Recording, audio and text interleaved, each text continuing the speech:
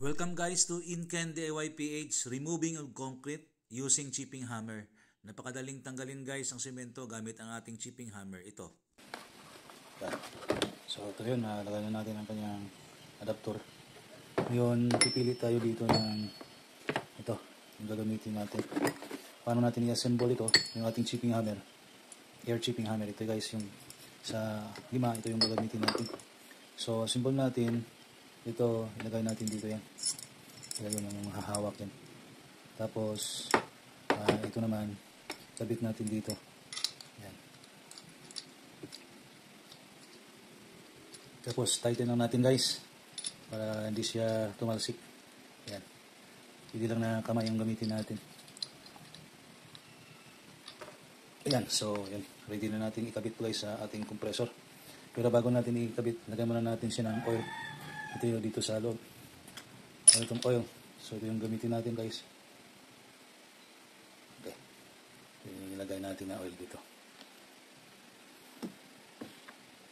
So, since na natapos na natin, then, i-assemble natin guys sa compressor natin. Yan. So, ilagay natin dito yan.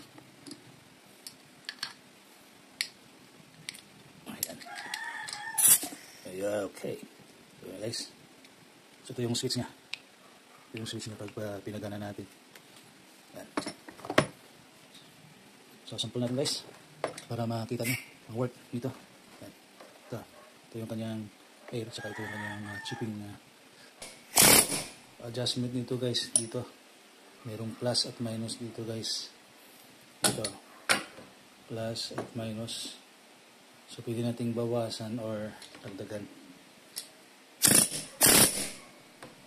Okay. So, okay na guys. So, mga tayo guys, mas.